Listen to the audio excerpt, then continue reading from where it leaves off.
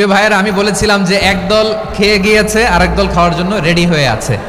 তো কোনো দল এটা নিয়ে কোনো কথা বলল না, আপনারা এটাকে নিজের গায়ে যে মাখালেন এটা ঠিক হয়নি।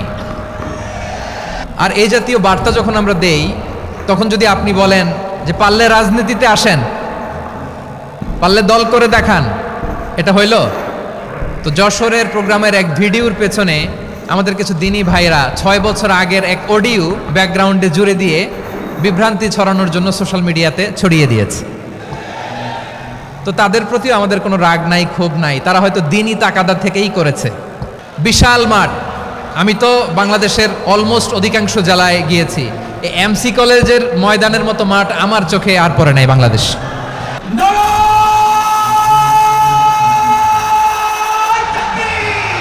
দাওয়াতের ময়দানে আছে মুমিন প্রাণে আল্লাহ বাসাইদের উত্তর সুরি।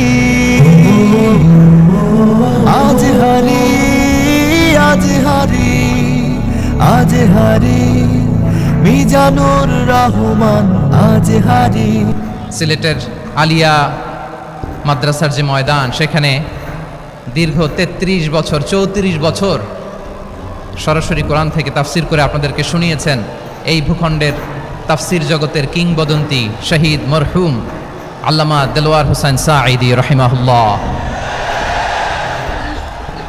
আমরা আমাদের আল্লামার জন্য দোয়া করি, আল্লাহ তাআলা মরহুম আল্লামা দেলোয়ার হোসেন সাঈদী রাহিমাহুল্লাহর জীবনের সকল খেদমাগুলোকে আল্লাহ তাআলা কবুল করে নিক।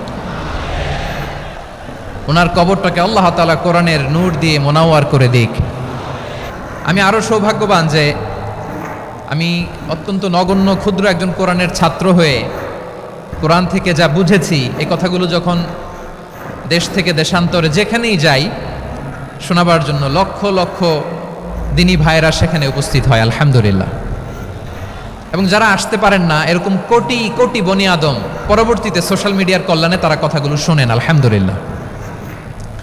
আবার এমনও অনেক আছে যারা আমাদেরকে পছন্দ করেন না, তারাও ডায়েরি খাতা কলম নিয়ে, মোবাইল নিয়ে, ল্যাপটপ খুলে আমাদের আলোচনা শোনেন। আমি তাদেরকেও ভালোবাসি, কারণ আমার স্লোগান হচ্ছে হেরে যাবে ওদের হিংসা, ষড়যন্ত্র, জিতে যাবে আমাদের ভালোবাসা।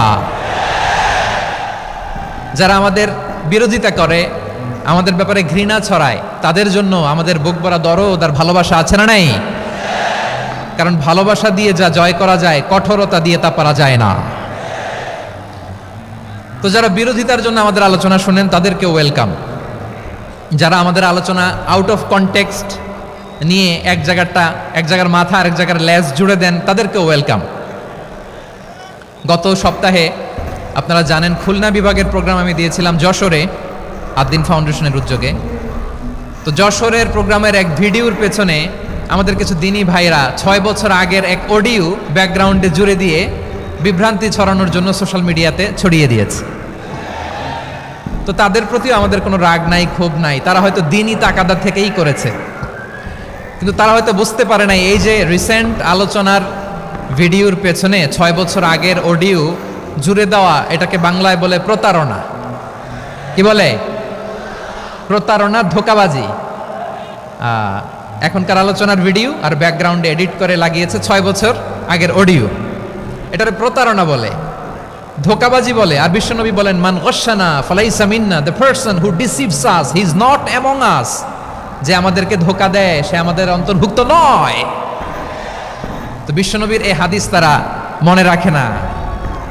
তো এই জন্য শুধু বিশ্বনবীর প্রতি সাল্লাল্লাহু আলাইহি ওয়াসাল্লামের প্রতি সেরেফ ভালোবাসা আপনাকে বাঁচাতে পারবে না যদি বিশ্বনবীর আদর্শ আপনি গ্রহণ না করেন। তার জলজান্ত প্রমাণ আবু তালেব বিশ্বনবীকে অনেক ভালোবেসেছেন আলাইহিস সালাতু ওয়াসসালাম। পলিটিক্যাল শেল্টার, ফিনান্সিয়াল শেল্টার, সব ধরনের শেল্টার তিনি দিয়েছেন, কিন্তু বিশ্বনবীর আদর্শ মানেন নাই। মুক্তি মিলবে? হ্যাঁ, আওয়াজ করে বলেন, আবু তালেবের কি মুক্তি মিলবে? তাহলে সেরেফ ভালোবাসা আপনাকে বাঁচাতে পারবে। ভালোবাসার পাশাপাশি বিশ্বনবীর আদর্শকে মেনে নেওয়ার দরকার আছে না নাই? তো যারা এই সমস্ত কাজ করেন আমাদের ভাইয়েরা, তাদের জন্য আল্লাহ তাআলার কাছে আমরা হেদায়েতের দোয়া করি। আবার আমি দেখেছি আমার গত সপ্তাহের যশোরের আলোচনার একটা লাইনকে কেন্দ্র করে আমাদের অনেক রাজনীতিবিদ বন্ধুরা অনেক ক্ষুব্ধ প্রতিক্রিয়া দেখাচ্ছেন, ওই কথাকে নিজেদের গায়ে টেনে নিজেদের গায়ে মেখে ওনারা ক্ষুব্ধ হয়েছেন।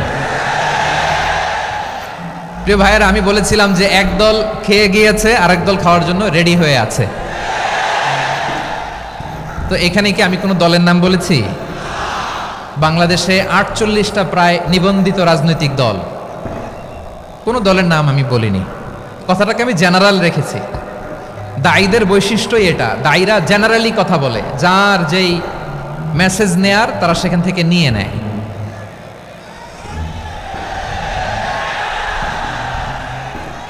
তো কোনো দল এটা নিয়ে কোনো কথা বলল না, আপনারা এটাকে নিজের গায়ে যে মাখালেন, এটা ঠিক হয়নি।